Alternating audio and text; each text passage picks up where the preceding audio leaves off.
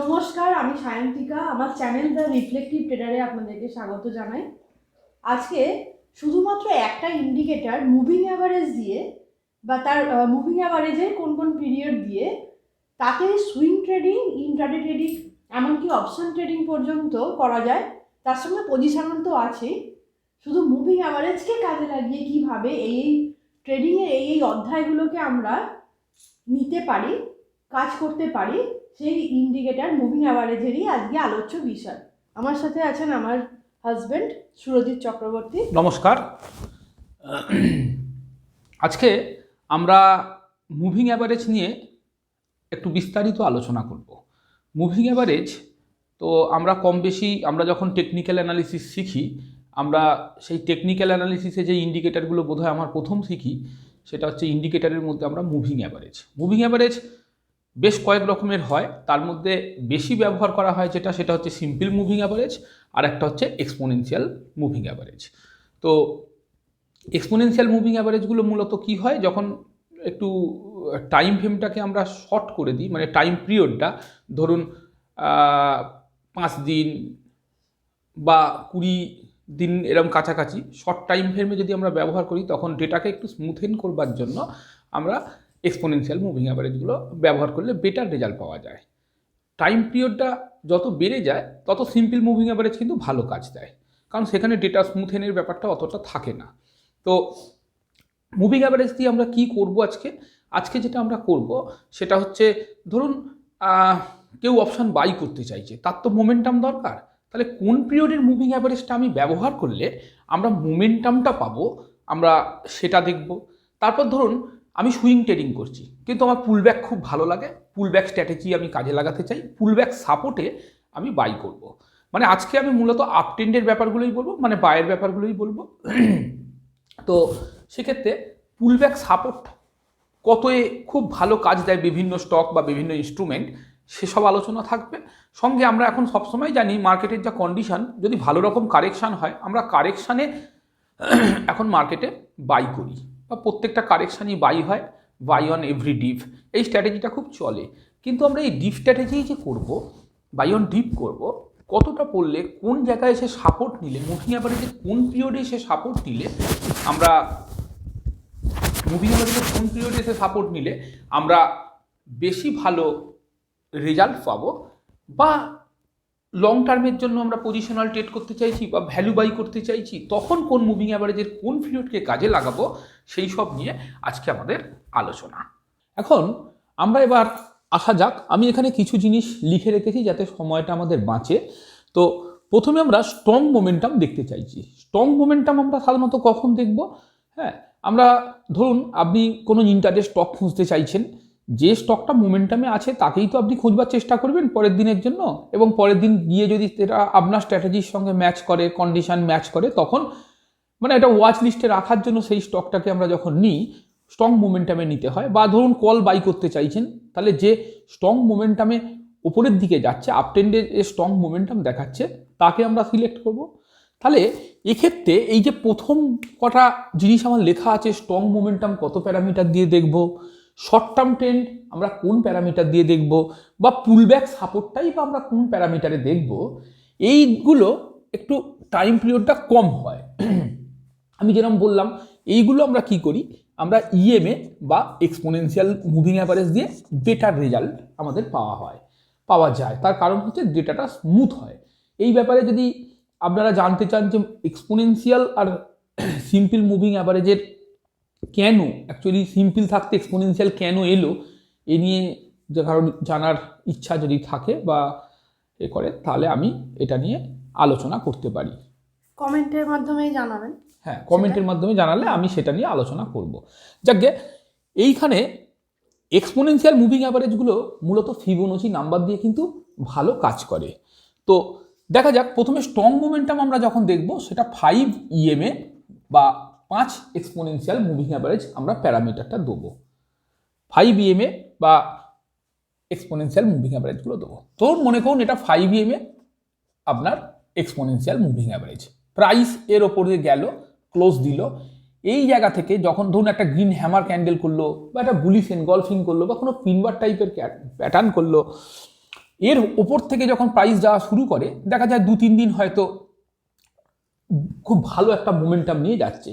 এই জায়গায় এই ইনস্ট্রুমেন্টটা যদি অপশান ট্রেডেবল হয় তখন অপশান কল বাইয়ের দিকে আমরা ভাবনা চিন্তা করতে পারি, বা ইন্টারে স্টক হিসেবে আমরা ইন্টারে অপশন বাইয়ের জন্য দারুণ মোমেন্টামটা রয়ে যাচ্ছে, মোমেন্টামটা থাকবে, কারণ মোমেন্টামটাই তো শেষ করতে হয়, এই ব্যাপারটা থাকছে। এরপর যেটা হচ্ছে শর্ট টার্ম ট্রেন্ড দেখব। ধরুন খুব অল্প সময়ের জন্য আমি কোনো ট্রেডে থাকতে চাইছি, শর্ট টার্ম ট্রেন্ডটাকে আমি ক্যাপচার করে নিতে চাইছি বা তার শর্ট টার্ম ট্রেন্ডটা কি বুঝতে চাইছি। তাহলে এক্ষেত্রে আমি যেমন কি বললাম যে ফিবোনাচি নাম্বার দিয়ে হয়, তো ফিবোনাচি নাম্বার এক্ষেত্রে পিরিয়ডটা 8 হওয়ার কথা। হ্যাঁ, ফিবোনাচি নাম্বার, কিন্তু প্র্যাকটিক্যালি আমরা কাজ করতে গিয়ে দেখেছি আমি 8-এর থেকে 9 খুব ভালো কাজ দেয়। সেই জন্য এইখানটায় আমি ফিবোনাচি নাম্বার নিচ্ছি না, এইখানটায় আমি 9 EMA করে দিচ্ছি। তো 9 EMA দিয়ে আমরা শর্ট টার্ম ট্রেন্ডকে ক্যাপচার করতে পারি। এই প্যারামিটারগুলো দেখবেন আমি পরে চার্টে দেখাবো। শুধুমাত্র একটা সিঙ্গেল ইনস্ট্রুমেন্ট, একটা স্টকের ক্ষেত্রে আমি প্রত্যেকটা প্যারামিটারকে ব্যবহার করেছি, করে দেখিয়েছি, দেখানোর চেষ্টা করেছি বা বোঝানোর চেষ্টা করেছি যে কিভাবে এই প্যারামিটারগুলো প্রায় মেনে চলে। এবার এটা তো প্রবাবিলিটি গেম, ট্রেডিং তো প্রবাবিলিটির বিষয়, এখানে কিন্তু মানে সার্টেনটি জিনিসটা নেই।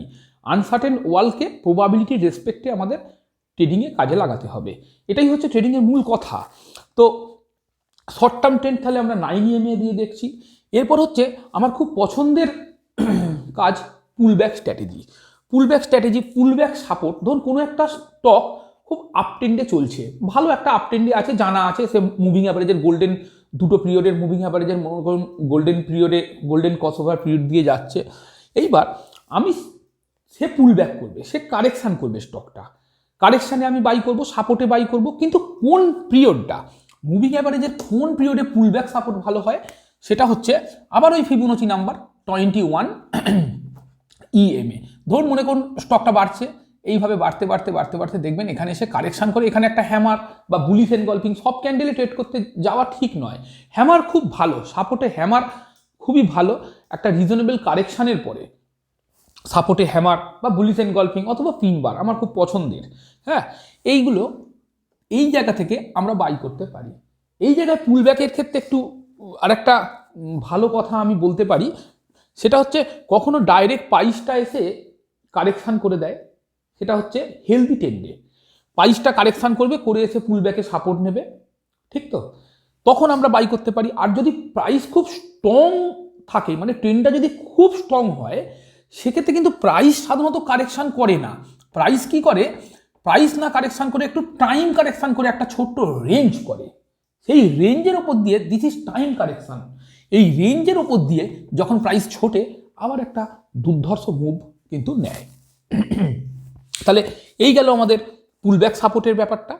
তাহলে এরপরে যেগুলো আছে সেগুলো আমরা সব সিম্পল মুভিং অ্যাভারেজ ব্যবহার করব, কারণ এগুলো টাইম পিরিয়ডটাকে আমি বাড়িয়ে নেব, যার জন্য আমার স্মুথেন করার আর কোনো প্রয়োজন হচ্ছে না। খুব ভালো কথা। এরপরে আমি যেটা বলছি সেটা হচ্ছে আপট্রেন্ড ডিফেন্স লাইন। খুব ভালো করে দেখতে পারবেন আমি যে উদাহরণগুলো দিয়েছি, যে এক্সাম্পলগুলো দিয়েছি, আপট্রেন্ড পরে চার্টে যে দিচ্ছি সেটা দেখবেন। আপট্রেন্ড ডিফেন্স লাইন অর্থাৎ একটা স্টক আপট্রেন্ডে আছে, ধরুন এটা 50 SMA, 50 SMA, এইটার ভ্যালুটা এটা আমরা নিয়েছিলাম 21 EMA, এইটা নেবো 50 SMA, সিম্পল মুভিং অ্যাভারেজ, 50 দিনের মুভিং অ্যাভারেজ। আচ্ছা, আর একটা গুরুত্বপূর্ণ কথা বলে রাখি, সেটা হচ্ছে ধরুন কি আমরা এইগুলো তো সব ডেলি টাইম ফ্রেমের কথা বলছি, হ্যাঁ, কিন্তু কেউ ধরুন ইন্টারে করছে, এই পুলব্যাক স্ট্র্যাটেজির ক্ষেত্রেই বলছি, কেউ ধরুন ইন্টারেটা করছে, সে কিন্তু এই পুলব্যাক স্ট্র্যাটেজি 15 মিনিট চার্টে যদি স্টকটা যদি লঙ্গার টাইম ফ্রেমে আপট্রেন্ডে থাকে, ডেলি চার্টে 15 মিনিট চার্ট দিয়ে তার পুলব্যাকের জন্য আপনি অপেক্ষা করুন 21 EMA-তে 15 মিনিট চার্টে, দেখবেন খুব সুন্দর কাজ দেয়। এটা প্র্যাকটিক্যালি আমরা দেখেছি, করেওছি। তো এরপর হচ্ছে আমাদের আপট্রেন্ড ডিফেন্স লাইন।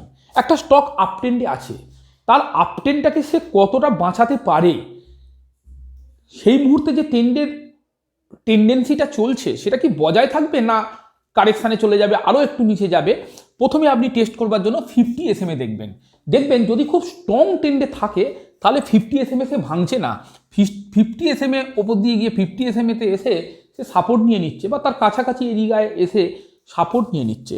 যার জন্য আমরা এই 50 SMA এই মুভিং অ্যাভারেজটাকে বলছি আপট্রেন্ড ডিফেন্স লাইন। আপট্রেন্ডকে ডিফেন্স করছে, যেমন আমাদের লাইন অফ কন্ট্রোলে বিদেশি শত্রুকে হাত থেকে রক্ষা করবার জন্য আমাদের সেনাবাহিনী লাইন দিয়ে দাঁড়িয়ে থাকে। লাইন অফ কন্ট্রোলটা হচ্ছে আমাদের রক্ষা কবচ বলা যেতে পারে। তো সেরকম 50 SMA আপনি দেখতে পারেন।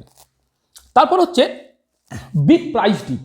আমরা সব সময় বলছি যে মার্কেটের এখন যা কন্ডিশন, আগে এক সময় আজ থেকে 6-7 বছর আগেও অন্যরকম ছিল, যে FII শুধু বিক্রি করলে তখন কিন্তু মার্কেটে একটা ভয়ের ব্যাপার ছিল। এখন ডিআইয়ের হাতে এত পয়সা, বিশেষ করে থার্ড পাওয়ার, যে আমরা যারা রিটেল ট্রেডার মাসে প্রায় অ্যাভারেজে 12 থেকে 15,000 কোটি টাকার মতন ডেটা বলছে যে SIP ডেটা। তো এত পাওয়ার, এই পাওয়ারের যত বাই ডিপ হচ্ছে, কারেকশান করছে তখনই মানুষ বাই করছে। আর ইন্ডিয়ার যে অবস্থা 2024-এ তো মার্কেট ভোলাটাইল থাকবে, কিন্তু সেই ভোলাটাইলটাকে কাজে লাগিয়ে আমাদের প্রস্তুত থাকতে হবে যে বাই যখনই ডিপ করবে বা কারেকশান করবে তখন আমরা কিভাবে বাই করতে পারি।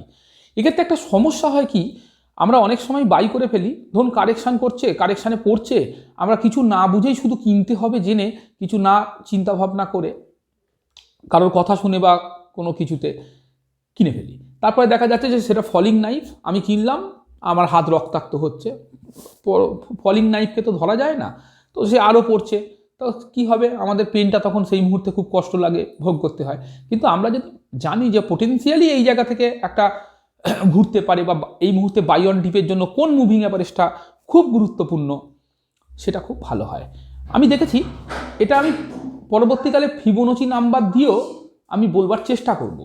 কিন্তু এখন আমরা যেটা দেখব সেটা হচ্ছে এক্ষেত্রে 100 বা 100 SMA 100 সিম্পল মুভিং অ্যাভারেজ অত্যন্ত গুরুত্বপূর্ণ কাজ করে সাপোর্টের। প্রাইস যখন যাচ্ছে তাহলে সেক্ষেত্রে কি হচ্ছে, 100 SMA আবার ওপর দিকে গেল, এসে 100 SMA-তে সাপোর্ট নিয়ে নিল। এক্ষেত্রে এই সাপোর্টে বাইগুলো খুব লং টার্ম পজিশনাল ট্রেড হয়ে যায়, খুব ভালো রিটার্ন পাওয়া যেতে পারে। এটা কিন্তু লং টার্ম পজিশনাল ট্রেড হয়ে যাবে, আপনি পজিশন নিয়ে থাকতে পারবেন। আর এই পুলব্যাক সাপোর্টটা মূলত সুইং ট্রেডিংয়ের জন্য কাজে লাগতে পারে, শর্ট টার্মটাও সুইংয়ে কাজে লাগানো যায়, আর স্ট্রংটা ইন্টারে বা আপনার অপশান বাইংয়ের ক্ষেত্রে কাজে লাগানো যেতে পারে। এইটা সবচেয়ে গুরুত্বপূর্ণ এখন big price dip, buy on dip strategy 100 SMA-তে সাপোর্ট আমরা দেখব। এবার হচ্ছে কি last stoppage in the up trend. আমরা জানি যে 200 দিনের moving average 2 SMA simple moving average 200, সব ডেলি চার্টে বলছি, অত্যন্ত গুরুত্বপূর্ণ। যদি আমরা সবসময় বলি 200 দিনের মুভিং অ্যাভারেজ কি ভেঙে দিয়েছে, 200 দিনের মুভিং অ্যাভারেজ যদি ভেঙে দেয়, 200 সিম্পল SMA-র নিচে যদি ক্লোজ দিয়ে প্রাইস ট্রেড করতে থাকে, তার মানে সেই মুহূর্তে পুলিশনেসের বা আপট্রেন্ডের আর কোনো চান্স সেই মুহূর্তে অন্তত নেই। তো আমাদের সেটা তখন ওয়েট করতে হবে।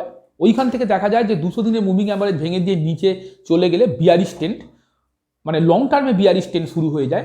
আমি এক্সাম্পল দিয়েও দেখাবো, লং টার্মে বিয়ারিশ ট্রেন্ডটা কিন্তু শুরু হয়ে যায়।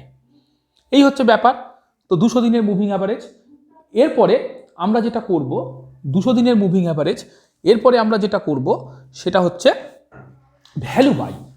আমরা যারা লং টার্মে ইনভেস্ট করে রেখে দিতে চাই ফান্ডামেন্টালি কোনো ভালো স্টককে, লং টার্মে ইনভেস্টমেন্ট তো ফান্ডামেন্টালি সাউন্ড ছাড়া আবার হবে না, তো ভ্যালু সেক্ষেত্রে আমরা 250 মুভিং অ্যাভারেজটাকে কাজে লাগাতে পারি।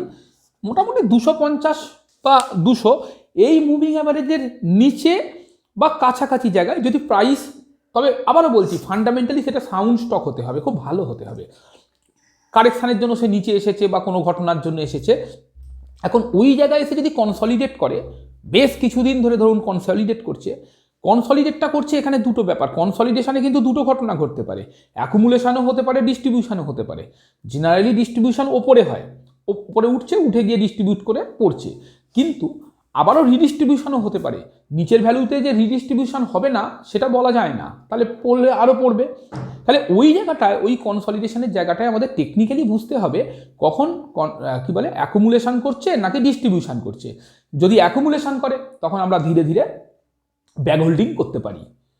ভালো, এইভাবে দেখা যেতে পারে। এই অ্যাকুমুলেশন ডিস্ট্রিবিউশনের উপর আমি একটা পরে আলাদা করে ভিডিও আনবো, যে কনসলিডেশনের মধ্যে কি কি সিম্বল দেখলে বা কি কি সাইন দেখলে আমরা বুঝে যাব এটা অ্যাকুমুলেশন না ডিস্ট্রিবিউশন। এইভাবে আমি করার চেষ্টা করব। তো তাহলে আমরা ভ্যালু জোনও আমরা পেয়ে গেলাম। এবার আমরা ব্যাপারটা চার্টে দেখব। একবার রিক্যাপ করে দিলে মনে হয় ভালো হয়। হ্যাঁ, একবার বলে দাও। স্ট্রং মোমেন্টাম আমরা দেখছি 9 এর জন্য, স্ট্রং মোমেন্টাম দেখছি আমরা 5 তে। 5 তে আমরা কি দেখছি, এখানে আমরা ইন্টারের স্টক খোঁজার জন্য অথবা কি করছি আমরা, মানে ইন্টারের ওয়াচ লিস্ট বানানো বা অপশান বাই এর জন্য আমরা ভাবনা চিন্তা। শর্ট টার্ম 9 এটা কিন্তু ফিবোনাচি নাম্বার নয়, 8 একটা ফিবোনাচি নাম্বার, কিন্তু 9 নয়। কিন্তু আমরা প্র্যাকটিক্যালি দেখেছি 8-এর থেকে 9টা বেশি ভালো কাজ করে। সবসময় ইউজ করে ফেলি। হ্যাঁ, আমরা 9টাই ইউজ করি। তাহলে 9 পুলব্যাক সাপোর্ট সুইং ট্রেডিংয়ের জন্য অত্যন্ত ভালো কাজ দেয়। পুলব্যাক সাপোর্ট বা 15 মিনিট চার্টে যদি সেই স্টকটা ট্রেন্ডি হয় তাহলে 15 মিনিট চার্টে পুলব্যাক সাপোর্ট, আবার পুলব্যাক রেজিস্ট্যান্সও হতে পারে যদি শর্টের ক্ষেত্রে করা যায়। আমি শুধু আজকে বাইগুলো নিয়েই আলোচনা করেছি, আপনারা উল্টোটা করে নেবেন। পুলব্যাক সাপোর্ট 21 EMA, আপ ট্রেন্ডের ডিফেন্স লাইন এটা বলেছি 50 SMA, আর কি বলেছি বিগ প্রাইস ডিপ 100 SMA এর কথা বলেছি, আর last stoppage in up trend 200 SMA, 200 SMA, আর ভ্যালু জোন 250 SMA। চার্টে আসার আগে বিশেষ অনুরোধ, প্লিজ চ্যানেলটাকে সাবস্ক্রাইব করবেন, পাশে থাকবেন। আসুন চার্টে আসা যাক। আসুন, এতক্ষণ যে আলোচনা হলো এবার চার্টে দেখা যাক। আমি এখানে শুধুমাত্র একটাই সিঙ্গেল ইনস্ট্রুমেন্ট নিয়েছি, পিএফসি স্টকটা। সেই স্টকে মুভিং অ্যাভারেজের প্যারামিটারগুলো আমি চেঞ্জ করে করে দেখাচ্ছি যে কিভাবে ব্যাপারটা আমরা কার্যকরী করে তুলতে পারি বা আমাদের ট্রেডিংয়ে কাজে লাগাতে পারি। প্রথমেই আমরা এই যে ইএমএটা নেওয়া আছে, ব্লু কালারের যে লাইনটা আমরা দেখতে পাচ্ছি, এটা হচ্ছে 5 EMA। যেমনটি আমি বললাম যে এক্সপোনেনশিয়াল মুভিং অ্যাভারেজগুলো কি হয় না, আমরা ফিবোনাচি নাম্বার দিয়ে টানলে বেশি ভালো হয়, আর সিম্পলগুলোর ওই রকম কোনো ব্যাপার নেই, আমরা করতেই পারি। এখন প্রথমে আমরা 5 EMA প্লট করেছি, ব্লু লাইনটা। আমরা দেখছি যখনই দেখবো আমরা এই যে 5 EMA এর ওপর দিয়ে প্রাইস যাচ্ছে, 5 EMA এর ওপর দিয়ে প্রাইস যাচ্ছে, ওপরে প্রাইস ক্লোজ করেছে এবং প্রাইসও উপরের দিকে যাচ্ছে, এবং মুভিং অ্যাভারেজের স্লোপটাও কিন্তু ঊর্ধ্বমুখী। আবারও বলছি, মুভিং অ্যাভারেজ একটা একটা ল্যাগিং ট্রেন্ড ফলোইং ইন্ডিকেটর, কিন্তু এর সবচেয়ে বড় সমস্যা হচ্ছে যখন চপি ট্রেন্ড বা সাইডওয়েজ মুভমেন্ট হয়, মুভিং অ্যাভারেজ কিন্তু খুব হুইপস দেয়। সেই জন্য মুভিং অ্যাভারেজে আমরা যখনই কাজ করব, মুভিং অ্যাভারেজ স্লোপ কিন্তু খুব ইম্পর্টেন্ট। যেন আমি পুরো আজকের আলোচনাটাই আপ ট্রেন্ডের ক্ষেত্রে করব, তার জন্য আমি স্লোপটাকে আপওয়ার্ড বলছি। দেখুন এইখানে যখনই মুভিং অ্যাভারেজ এই যে শর্ট টার্ম ইএমএ 5-এর ওপর দিয়ে যাচ্ছে, কি ভয়ঙ্কর একটা মোমেন্টামকে আমরা চেস করতে পারছি। আমরা সাধারণত এটা কখন কাজে লাগে, এটা কাজে লাগে যে আমরা যে ইনস্ট্রুমেন্টগুলো অপশান বাই করতে চাই, কিছু কিছু স্টক অপশানও বাই তো হয় ফিউচার অপশান স্টকে, হ্যাঁ, সেক্ষেত্রেও যেমন পিএফসিতে হয়। হ্যাঁ, এবার এইরকম যে জায়গাগুলো, এই জায়গাগুলোয় কিন্তু অপশান বাই ভালো হয়, মানে কল বাই। অপশান বাই মানে এক্ষেত্রে মোমেন্টাম থাকে, কারণ অপশান বাইয়ের সবচেয়ে বড় ব্যাপারই তো মোমেন্টাম। সেখানে মোমেন্টাম চেজিংটা হচ্ছে সবচেয়ে বড় ব্যাপার। তার নিচে যখন চলে যাচ্ছে বা চপি যখন হয়ে যাচ্ছে, যেমন এই জায়গায় মুভিং অ্যাভারেজ ফ্ল্যাট হচ্ছে, তার মানে এইরকম যে দিনগুলো যাচ্ছে না, এইরকম দিনগুলোয় আমি কিন্তু অপশান বাই থেকে বিরত থাকবো, যদি মানে সেই ইনস্ট্রুমেন্টে আমি কাজ করি। জাস্ট আমি ফর এক্সাম্পল বোঝানোর চেষ্টা করছি। এরপর আমরা যেটা চলে আসবো, প্যারামিটারটা আমরা এবার চেঞ্জ করব। আমরা এবার এটাকে করে দেবো কি 9 EMA। 9 EMA কেন? 9 EMA হচ্ছে এর পরেরটাই আমি দেখাচ্ছি যে 9 EMA তে কি ব্যাপারটা হচ্ছে। 9 EMA তে আমরা দেখছি শর্ট টার্ম ট্রেন্ড। এইবার এই যে শর্ট টার্ম ট্রেন্ড, যখনই প্রাইস 9 EMA এর একই কথা বলবো, যখনই প্রাইস 9 EMA এর ওপর দিয়ে যাচ্ছে, 9 EMA এর ওপরে ক্লোজ করে ওপর দিকে যাচ্ছে এবং স্লোপটাও আপনার ওপর দিকে মুভিং অ্যাভারেজের, তখন কি হচ্ছে, এইরকম ধরনের ক্ষেত্রে কি করা হয়, এই ধরনের ক্ষেত্রে আমি শর্ট টার্ম একটা ট্রেন্ড ক্যাপচার করা যায়, মানে সুইং ট্রেন্ড একটা ক্যাপচার করা যায়। মানে খুব কুইক একটা ভালো প্রফিটের আশা আমরা এক্ষেত্রে করতে পারি। মানে এখানে টাইম কারেকশনের পরেই আবারও আমরা একটা মুভ পেতে পারবো। হ্যাঁ, পেতে পারবো। সেক্ষেত্রে আরো ভালো হচ্ছে 20 মুভিং অ্যাভারেজ, যেটা মানে ইএমএ 21 যেটা আর কি, এক্সপোনেনশিয়াল মুভিং অ্যাভারেজ, যেটা কিনা আমি বললাম একটু আগে যে পুলব্যাক সাপোর্ট। যখন আমরা জানবো যে একটা স্টক আপট্রেন্ডে আছে, যখন আমরা জানবোই যে একটা স্টক আপট্রেন্ডে আছে, তাহলে আমরা তো চেষ্টা করব তার পুলব্যাকে কারেকশনের পরে পুলব্যাকে আমরা ট্রেড নেবার। যেমন এইখানটা আমরা দেখতে পাচ্ছি এই যে পিএফসি স্টকটা, এটা ইএমএ 21, এখানে পুলব্যাকে কিন্তু এতটাই স্ট্রং ছিল যে 21-এ আসেইনি, তার আগে থেকেই আবার ঘুরে চলে গেছে। এই জায়গাটা আমরা দেখতে পাচ্ছি 21-এ 21 ইএমএতে কিন্তু সাপোর্ট নিয়েছে, পুলব্যাকে সাপোর্ট নিয়েছে, যদিও এখনো নতুন হাইটাকে ক্রস করতে পারেনি, তার আগেই আবার মুভিং অ্যাভারেজের কাছে সাইডওয়েজ মুভ হতে শুরু করেছে।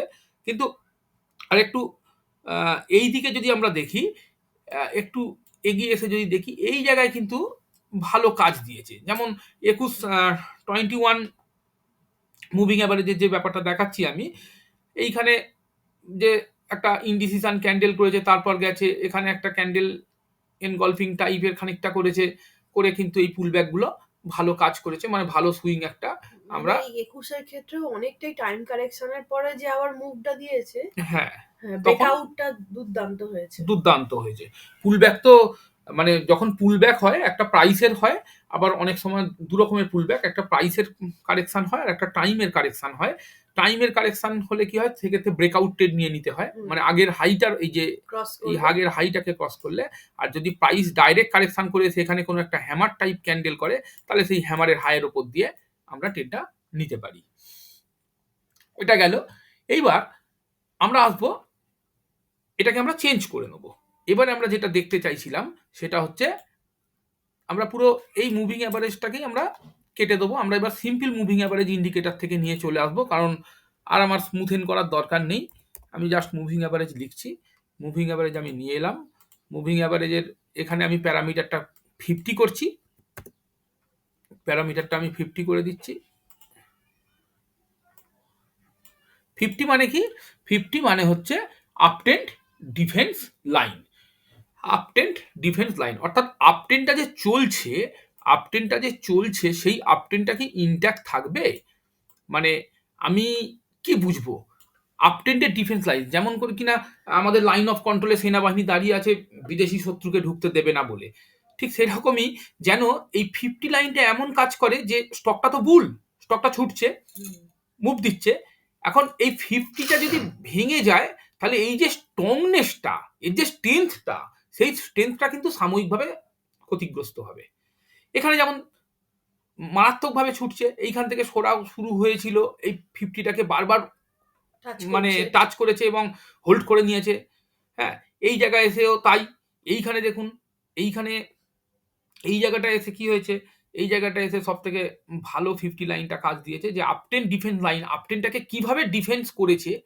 হ্যাঁ, একটা রিজেকশন, তারপরে এই জায়গায় একটা ছোট্ট করে পিনবার টাইপের ক্যান্ডেল, তারপরে one way move. This is uptrend defence line, 50-র খেলা, আপটেন ডিফেন্স লাইন। এইবার আমরা মার্কেটে অনেক সময়, এখন তো সব সময় শুনতে পারি যে buy on every dip, buy on every dip, মানে বাই অন ডিপ স্ট্র্যাটেজি খুবই কাজ করছে মার্কেটের যে কন্ডিশন। কারণ এফআইআইরা বিক্রি করলেই কি করছে, ডিআইআইয়ের হাতে এত টাকা, বিশেষ করে রিটেলারদের যে প্রায় মাসে 15-16 হাজার কোটি টাকার যে এসআইপি, এত টাকা বাই অন ডিপটা খুবই কাজ দিচ্ছে। এখন বাই অন ডিপ যখন একটা কি বলবো যে বিগ প্রাইস ডিপ, মানে আমি মোটামুটি 20-30% মতন যখন প্রাইস ডিপ হচ্ছে, আমি কি করে বুঝবো? ধরুন আপনার এই যে আগে 50টা দেখালাম, সেই 50টা ভেঙে দিয়েছে। সেই 50টা যখন ভেঙে দিয়েছে, তখন কি করব? আমি কিন্তু আর মাঝামাঝি আশা কিছু করব না। আমি এবার দেখব যে 100-এর কাছে গিয়ে কি হয়। বেশিরভাগ ক্ষেত্রেই কি হয়, তারা 100 ইএমএতে গিয়ে সেই সময় সাপোর্টটা নিয়ে নেয়। আমি দেখাচ্ছি, এই যে দেখুন, এইটা প্রায় 20%-এর মতন একটা ফল, 136 হাইটা, সেখান থেকে 116। হ্যাঁ, এই যে এসে 100 ইএম এর ওপর, সরি 100 এসএম এর ওপর বারবার সাপোর্ট নিচ্ছে।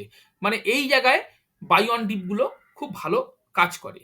যে আর কতটা, নাহলে অনেক সময় হতে পারে কি বাই অন ডিপ করলাম, মানে ক্যাচিং দ্য ফলিং নাইফ হয়ে গেল, মানে আহ, ছুরি পড়ছে আর আমি তাকে ধরে ফেললাম, তো হাত কেটে রক্তাক্ত হবে। মানে আপনি কিনলেন, আরো পড়ছে, বুঝতে পারলেন না কোন জায়গাটায় কিনবেন, হ্যাঁ, তো তারপরেও প্রাইস আপনার আরো নিচের দিকে যাচ্ছে, তাহলে সেক্ষেত্রে কি হয়, আপনাকে পেনটা ভোগ তো এইখানে আমরা বাই অন ডিপটা এইভাবে আমরা কাজে লাগাতে পারছি। আরো দেখানো যেতে পারে বাই অন ডিপ, যে এই স্টকটা আমি এই মুহূর্তে এক্সাম্পল পাচ্ছি না। এইখানে যেমন দেখুন, এই যে যাচ্ছিল আপ ট্রেন্ডে ছিল, এইখানে দেখুন 100 দিনের মুভিং অ্যাভারেজে কতটা পড়েছে, 100 দিনের মুভিং অ্যাভারেজে এসে একটা বুলিশ এনগলফিং করেছে, করে আবার মুভ দিয়েছে। এইখানটা 100 দিনটাকে রক্ষা করতে পারেনি, একটু করে তারপরে আবার উপর দিকে গেছে, হ্যাঁ, এইভাবে করেছে। এইবার আমরা আসবো 200 EMA, মানে আমরা সরি 200 SMA, 200 দিনের সিম্পল মুভিং অ্যাভারেজ। আমরা এটা তো আমরা জানি যে 200 দিনের মুভিং অ্যাভারেজ মানে খুব লং টার্মের জন্য দেখা হয়। যদি যখনই প্রাইস 200 দিনের মুভিং অ্যাভারেজকে ভেঙে দেবে, তখন কি হবে আমি দেখাচ্ছি। যখনই প্রাইস 200 দিনের মুভিং অ্যাভারেজকে ভেঙে দিচ্ছে, মানে আর আপ ট্রেন্ডের যে লাস্ট স্টপেজটা ছিল, সেই আশা ভরসাটা আমাদের কিন্তু চলে গেল, সেই আশা ভরসাটাই আমাদের চলে গেল। যেমন এইখানে কি ছিল, প্রাইস বেশ স্ট্রং একটা আপ ট্রেন্ডে ছিল, প্রাইস যাচ্ছিল, এখন এইখানে 200 দিনের মুভিং অ্যাভারেজকে ব্রেক করেছে, করে আবার রেজিস্ট্যান্স ফেস করে নিচে পড়েছে, জাস্ট একটু চেষ্টা করেছিল, সেটাও রক্ষা করতে পারেনি। তারপরে দেখুন কি ভয়ঙ্কর মুভ, অর্থাৎ 200 দিনের যে মুভিং অ্যাভারেজ তাকে ভেঙে যখন প্রাইস নিচের দিকে যেতে থাকে, কন্টিনিউয়াসলি যখন যদি মুভিং অ্যাভারেজের যে স্লোপটা সেটাও যদি ডাউনওয়ার্ডে থাকে, হ্যাঁ, সেটাও যদি ডাউনওয়ার্ডে থাকে, তখন কিন্তু আমরা কেনার কথা ভাববো না। স্টকটাকে লং টার্মের জন্য যে কিনে রাখবো সেটা কিন্তু আমরা ভাববো না। আমরা কখন ভাববো, 200 বা 250 দিনের মুভিং অ্যাভারেজটা যখন ফ্ল্যাট হয়ে যাবে, এইভাবে এইভাবে পড়ার পর যখন ফ্ল্যাট হবে, ফ্ল্যাট হয়ে যখন কনসলিডেট করবে, মানে 200 দিনের বা 250 দিনের মুভিং অ্যাভারেজের কাছাকাছি প্রাইস যখন কনসলিডেট করবে, এবং আমি বুঝতে পারবো এটা আর নতুন করে ডিস্ট্রিবিউশন নয়, ডিস্ট্রিবিউশন যদিও ওপরে হয় আবার নিচে এসেও হতে পারে, আবার খানিকটা কনসলিডেট করে আবার ডিস্ট্রিবিউট করে নিচে চলে যেতে পারে, কিন্তু আমি কনফার্ম হয়ে যাব যে এটা ডিস্ট্রিবিউশন নয়, এটা অ্যাকুমুলেশন, হ্যাঁ, এটা ডিস্ট্রিবিউশন নয়, এটা অ্যাকুমুলেশন। তখনই আমি ভ্যালু বায়ের কথা ভাবনা চিন্তা আমরা করতে পারি। এই আমাদের অনেক সময় বুঝতে হয় যে অসুবিধা হয়, এটা অ্যাকুমুলেশন না ডিস্ট্রিবিউশন। এই অ্যাকুমুলেশন আর ডিস্ট্রিবিউশনের ওপরে ভলিউম স্প্রেড অ্যানালিসিস নিয়ে আমি পরবর্তীকালে একটা ভিডিও আনবো। নমস্কার, দেখা হচ্ছে নেক্সট ভিডিওতে। আবারও টেকনিক্যাল টক নিয়ে আমরা হাজির হব আপনাদের সাথে, এবং এছাড়াও আরও মার্কেট আপডেটের আরেকটা ভিডিও এই সপ্তাহে পাবলিশ করব। দেখবেন, পাশে থাকবেন। Thank you.